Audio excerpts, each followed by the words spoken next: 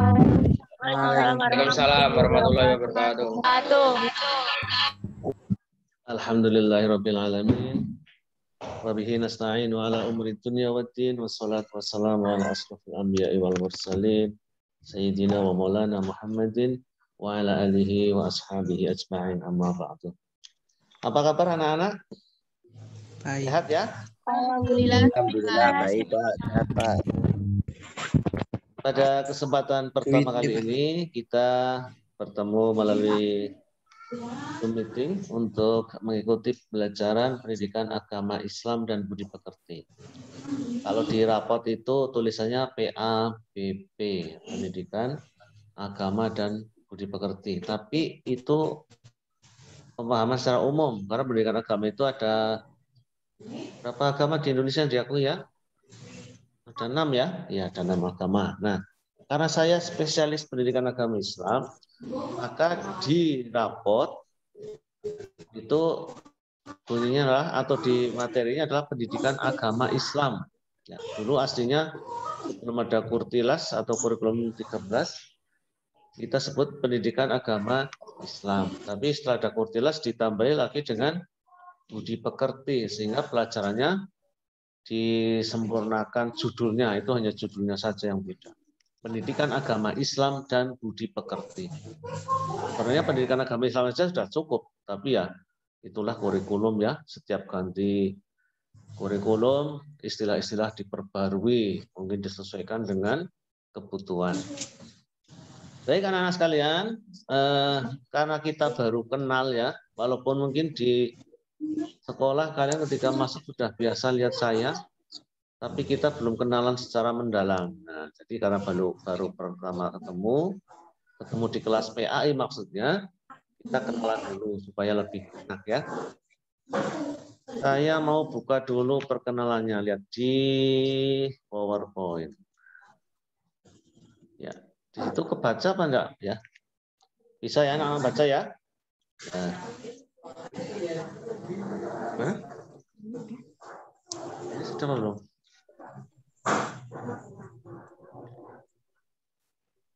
Belum ya? Oh.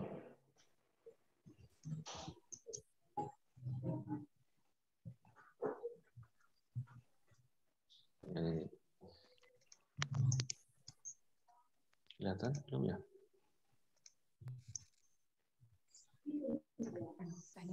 Anak-anak bisa melihat tampilan PowerPoint-nya? Bisa kan enggak? Bisa. Kalau bisa, kita kenalan dulu.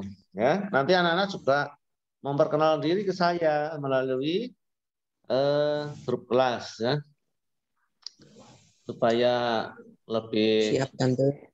Ya, supaya lebih saling mengenal. Saya perkenalkan dulu. 10 bulan yang lalu, ya kalau tidak salah, saya sudah memperkenalkan diri di Zoom meeting di sekolah ini bersama beberapa teman pendatang baru di sekolah ini. Ya, kebetulan saya pindahan dari sekolah lain. Jadi kalau tidak salah saya September masuk ke sekolah ini. Sekarang bulan kira-kira ya 10 bulan lah ya. Saya dipindah dari sekolah lain. Nah, untuk itu saya perkenalan dulu ya. Nama saya di sini kelihatan. Orang tua saya memberi nama Amam Rafiq. Tempat tanggal lahir, saya lahir di Banjarnegara. Saya pribumi Banjarnegara. Tanggal 28 Maret 1972. Mungkin dengan orang tuamu ada yang tua saya ya. Saya mengajar pendidikan agama Islam. Nah, setelah Kurtilas ditambahi dan budi pekerti. Nah, secara umum pendidikan agama itu sekarang ditambahi pendidikan agama dan budi pekerti. Di dalamnya ada 6 agama. Tapi untuk saya khusus mengajar pendidikan agama Islam dan budi pekerti. Nah, nanti kalau yang beragama Kristen berarti di sana bunyinya adalah pendidikan agama Kristen dan budi pekerti. Bagi yang agama Hindu juga seperti itu. Nah, Sekarang saya ingin memperkenalkan keluarga saya. Nah, istri saya baru satu. Dan semoga satu saja cukup ya. Satu juga nggak habis-habis. Pekerjaannya karyawan swasta di Banjarnegara. Ya, sudah umum sekarang ya, perempuan juga butuh karir, sehingga istri saya juga pengen berkarir di bidangnya. Gitu. Anak saya baru satu, laki-laki atau cowok, namanya Zulfikar Yahya Abdallah. Sekarang umurnya 17 tahun. Sekolahnya di SMA Negeri 1 Banjarnegara. Anak juga baru satu. Istri baru satu. Pengennya anaknya banyak, tapi baru diberi satu. Ya tidak apa-apa. Semoga besok-besok bisa nambah. Sekarang saya kenalkan pengalaman mengajar. Pertama saya jadi guru tahun 1998.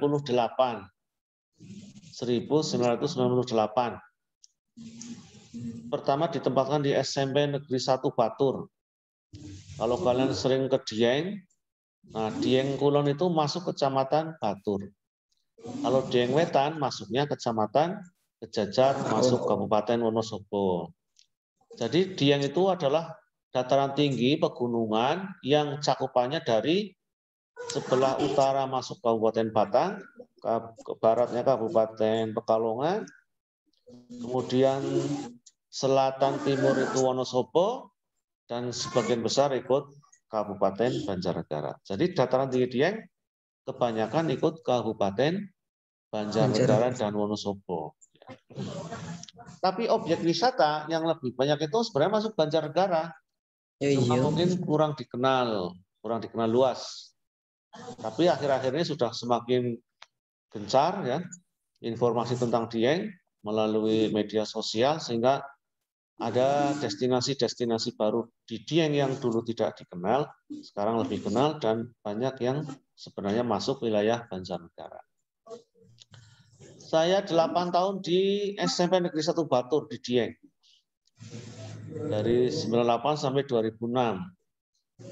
Kebetulan saya 2 tahun tinggal di sebelah desa Dieng, yaitu Desa Bakal.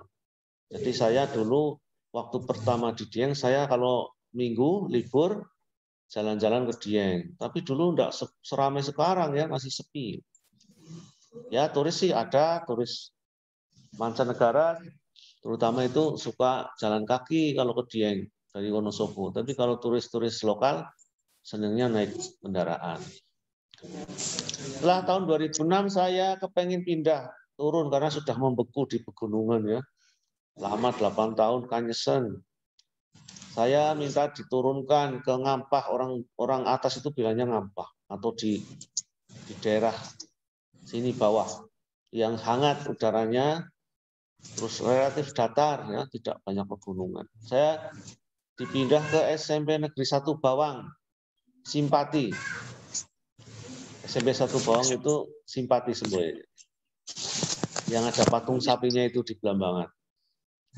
Di Bawang saya ditugaskan selama 4 tahun ya, tahun 2006 sampai 2010. 2010 saya baru mulai nyaman SMP 1 Bawang, tiba-tiba dipindah ke SMP 1 Banjarnegara. Tahun 2010 sampai 2020. Ya, setahun yang lalu. Di SMP 1 Banjar saya 10 tahun. Dan itu SMP terdekat dengan rumah saya di Banjarmangu. Nah, di SMP 1 Banjar saya sepertinya sudah merasa jenuh ya. Pengen ganti suasana. Pengen lebih jauh lagi tempat tugasnya biar naik motornya lebih lama. Nah, kebetulan saya dipindah ke SMP 2 Banjar ini biar bersama kalian. Di SMP Negeri 2 Banjar tahun 2010 sampai kapan? Ya wallahu a'lam, saya tidak tahu akan sampai kapan. Apakah akan sampai pensiun atau saya juga nanti pindah lagi, ya enggak tahu lah. Tapi pada prinsipnya saya menikmati setiap tugas yang diberikan ke saya. Di setiap sekolah itu saya punya kenangan indah. Dan saya harapannya di sini juga punya banyak kenangan indah bersama kalian ya. Baik, selanjutnya ini pengalaman mengajar, selanjutnya tempat tinggal ya. Tadi saya sempat menyinggung ya. Saya aslinya atau asalnya dari Rakit. Rakit itu kecamatan paling barat di Banjarnegara untuk yang berada di utara Sungai Serayu. Nah, jadi kalau saya mau ke Purbalingga dan ke Banjar itu jaraknya sama. Ke Banjar ya sekitar 20 kilo, ke Purbalingga juga sekitar 20 kilo. Jadi saya di tengah-tengah antara Banjarnegara dan Purbalingga. Karena saya berada di wilayah Banjarnegara yang paling barat di utara Sungai Serayu. Kalau di selatan Sungai Serayu, ada yang lebih barat lagi, yaitu Kecamatan Susukan.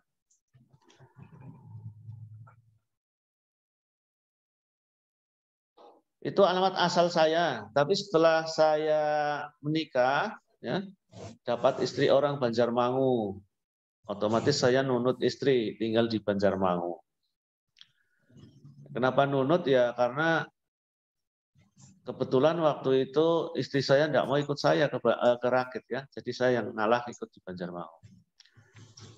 Di Banjarmangu mungkin ada yang ini siswa-siswa di sini ada yang dari Banjarmangu. Saya alamatnya RT 4 RW 1 Desa Banjarmangu, Kecamatan Banjarmangu, Kabupaten Banjarnegara. Kalau ancar-ancarnya itu dari Polsek Banjarmangu ke barat ke kira-kira 150 meter ada pertigaan Balai Desa, kemudian ke selatan arah Jenggawur atau arah Pucang.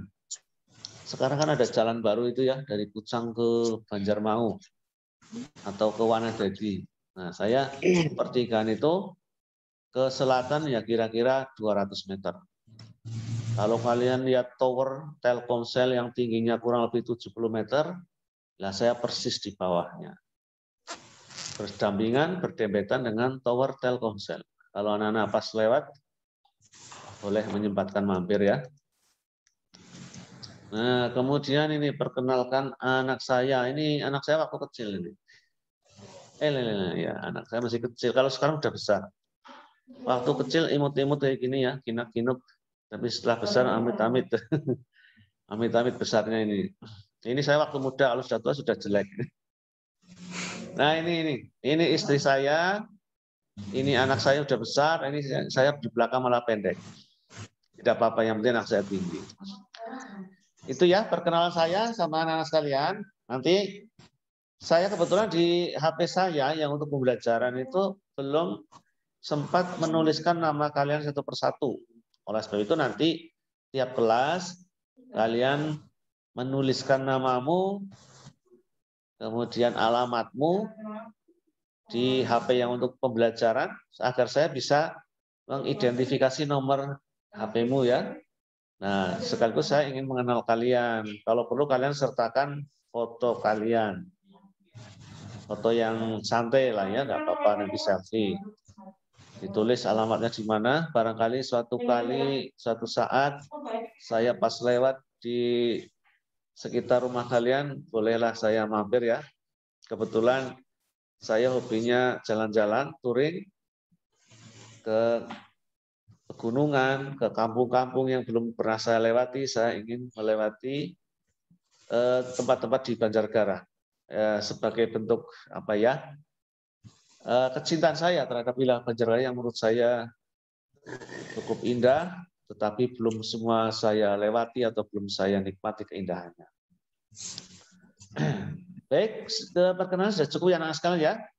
Nanti anak-anak tugasnya nanti setelah jam ke-4 kalau tidak salah, tugas mandiri terstruktur, kalian memperkenalkan diri di nomor WA pembelajaran saya, disertai dengan foto profilnya. Foto profilnya bebas, lagi apa saja boleh. Yang penting wajahnya kelihatan ya, jangan yang diperlihatkan malah punggungnya, wajahnya tidak kelihatan. Karena identifikasi yang paling mudah adalah wajah kalian. Nah, setelah perkenalan, saya sedikit memperkenalkan materi pembelajaran.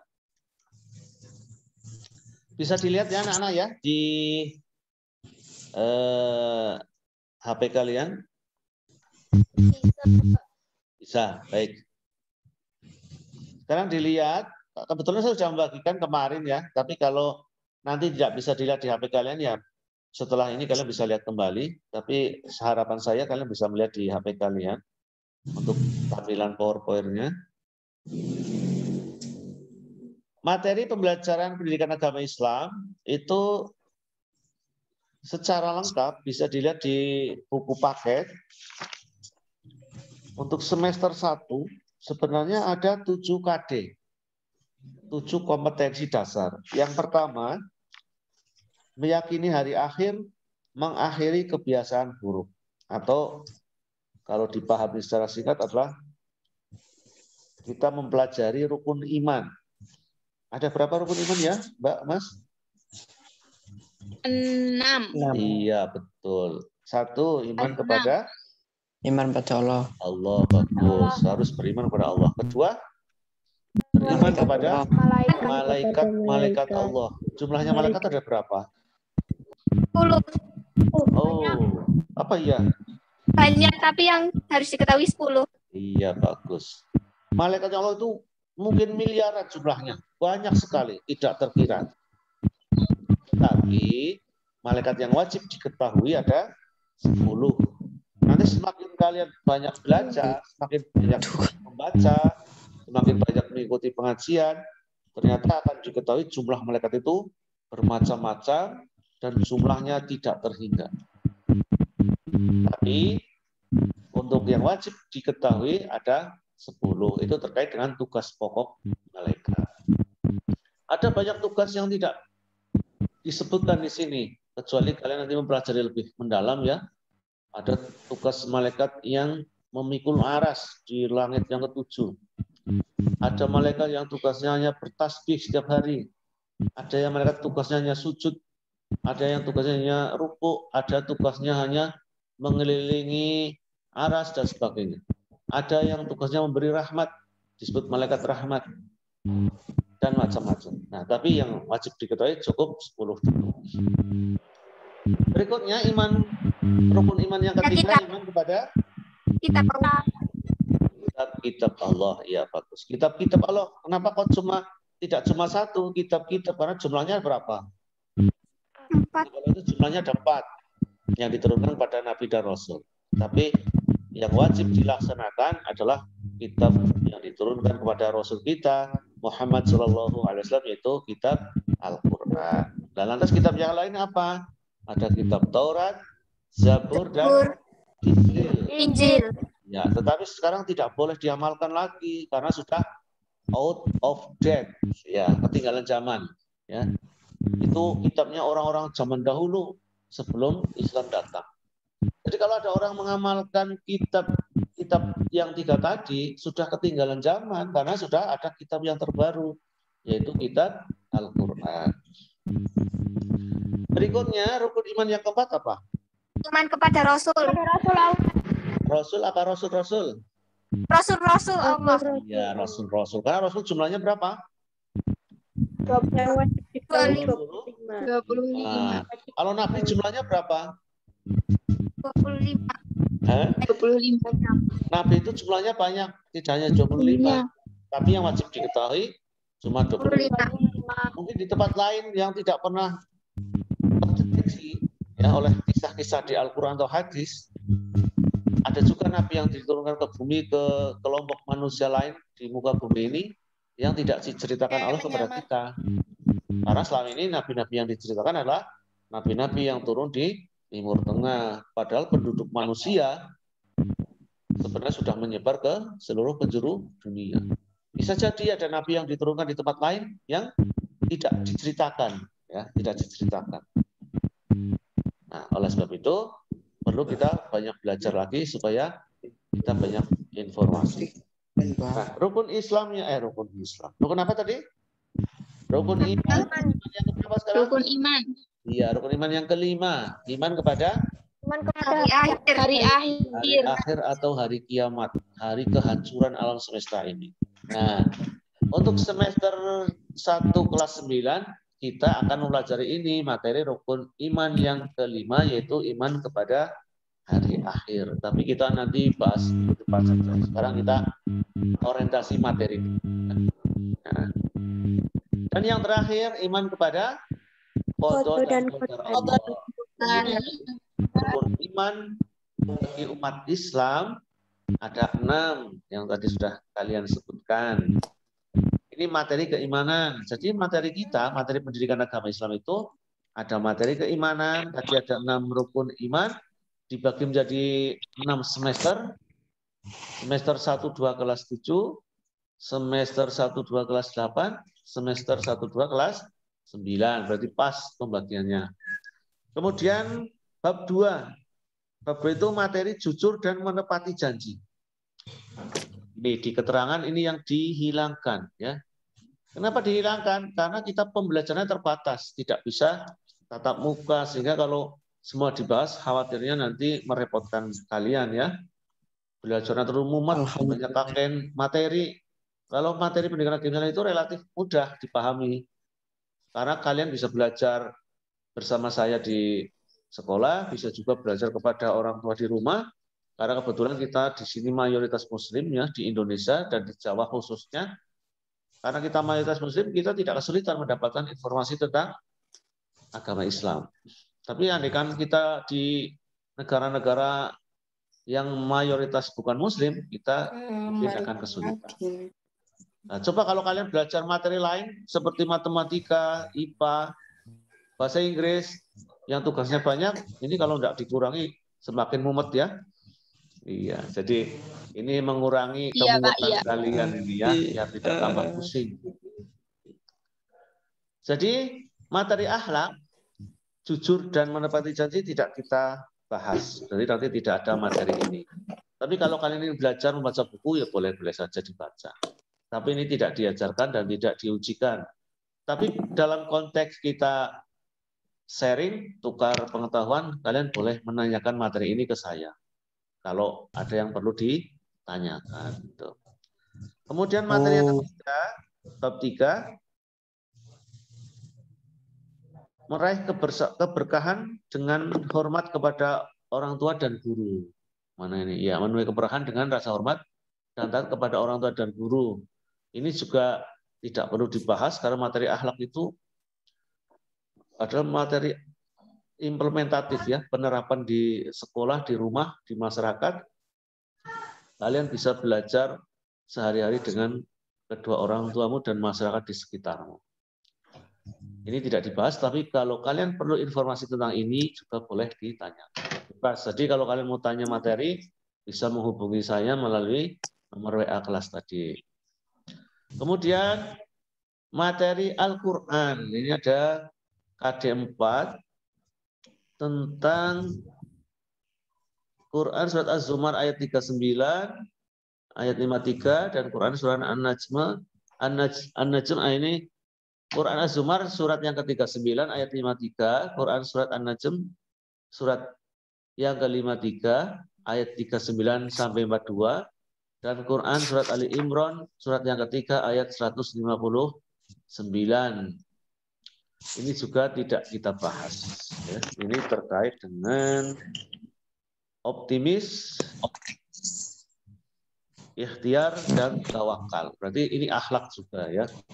Jadi yang dihilangkan materi akhlak ada 3 KD, karena akhlak itu bisa dipelajari di lingkungan keluarga dan lingkungan masyarakat. Tapi ada hal-hal yang esensial, yaitu materi Al-Quran dan hadis yang terkait dengan, yang terkait dengan hari akhir, zakat fitrah dan zakat mal, kemudian ibadah haji dan umroh. Ini dalil-dalil tentang materi ini perlu dipahami karena ini materi fikih, ya. Materi fikih adalah materi peribadatan yang harus kita pahami tata caranya terkait dengan kehidupan sehari-hari kita sebagai seorang muslim.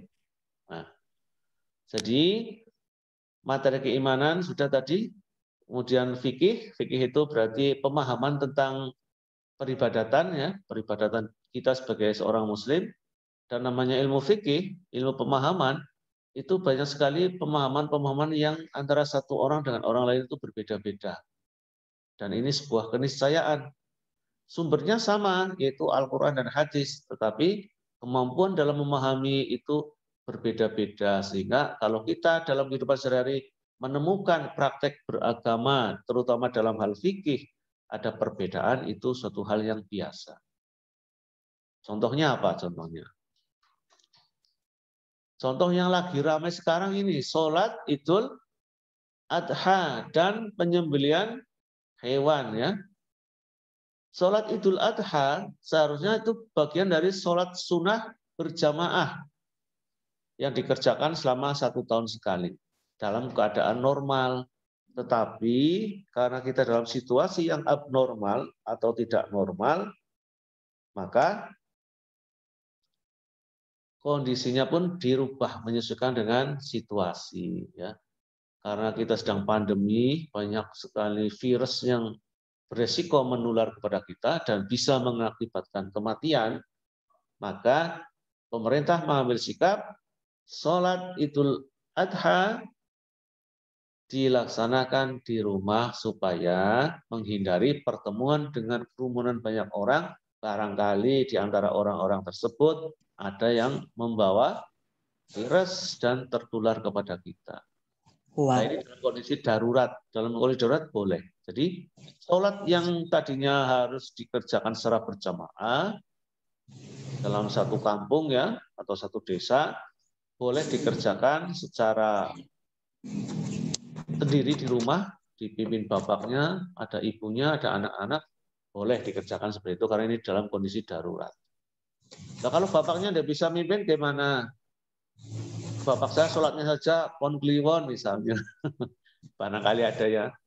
Bapaknya kon ngimami sholat id malah tidak bisa.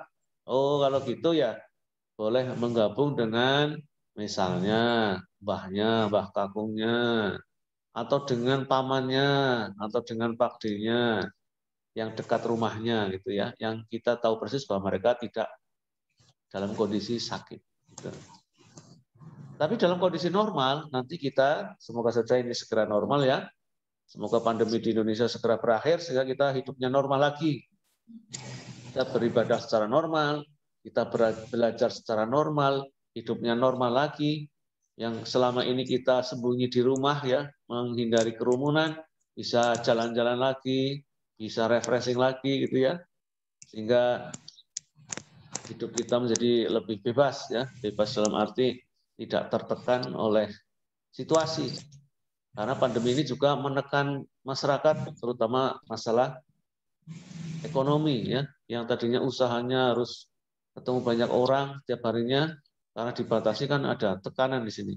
Mungkin penghasilannya berkurang atau mungkin malah hilang pekerjaannya dan sebagainya. Sehingga harapan kita semoga pandemi ini segera berakhir, bangsa Indonesia sehat kembali, ekonomi pulih kembali. Baik, selanjutnya tadi kalau materi fikih ini bab 3 dan bab 5, kita lanjutkan materi sejarah. Nah, jadi kita perlu belajar sejarah Islam supaya kita tidak lupa kepada jasa mereka yang telah memperkenalkan Islam kepada kita. Andaikan kita tidak mengenal Islam, ya, tidak dikenalkan oleh orang tua kita, oleh guru-guru kita, oleh para sesepuh agama kita, mungkin kita tidak akan memahami Islam. Coba contohnya ya, negara-negara yang muslimnya minoritas, apalagi di negara komunis, di mana Islam dibatasi, seperti di Cina misalnya, mungkin kita akan menjadi orang-orang ateis, orang-orang yang tidak bertuhan. Bersyukurlah kita menjadi orang yang mendapatkan hidayah oleh Allah melalui perantaraan para pendakwah Islam zaman dahulu yang membawa Islam dari sumbernya, yaitu di Arab atau di Mekah dan Madinah sampai ke Nusantara atau ke Indonesia sekarang ini, sehingga kita termasuk bagian orang-orang yang menikmati hidayah Islam. Walaupun banyak saudara-saudara kita yang tinggal di Indonesia atau di Nusantara dan sempat bertemu dengan para pendakwah Islam, tapi tidak semuanya bisa mendapatkan hidayah untuk dapat memeluk agama Islam. Banyak juga yang tidak tertarik Ya, walaupun mereka ketemu tapi tidak terakhir, ya mereka tidak memeluk Islam. Dan ini ketertarikan kepada Islam yang disebut dengan hidayah, petunjuk dari Allah, menggerakkan hati kita menjadi cinta kepada Islam, kemudian mendalami Islam. Dan yang terpenting adalah mengamalkan ajaran agama Islam. Ya, itu saja anak-anak sekalian, pemetaan materi pendidikan agama Islam dan budi pekerti di masa pandemi ini.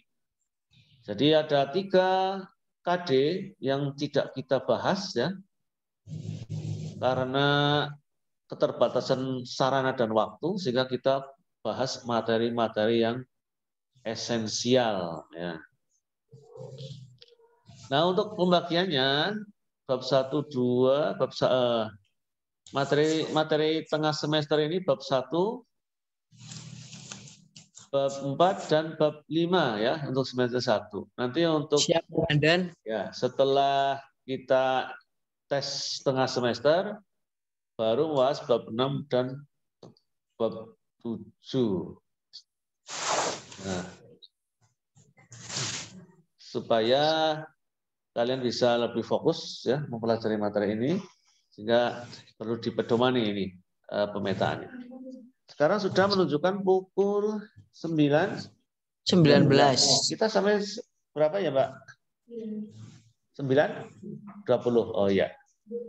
9.20. 20. Iya. Oh iya, baik, berarti kita hampir selesai ya.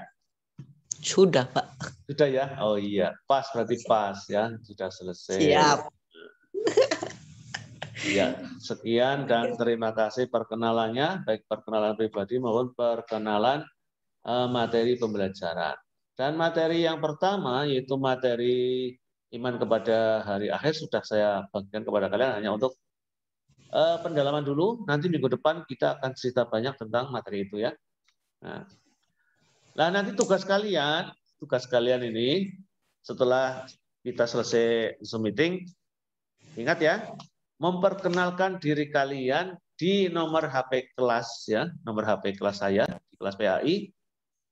1, sebutkan nama, alamat, nomor absen perlu enggak? Ya, kalau perlu nomor absen ya, nama, alamat dan foto profil ya, foto profilnya. Siapa tahu nanti kalau kita sudah bebas dari pandemi bisa saling silaturahmi ya.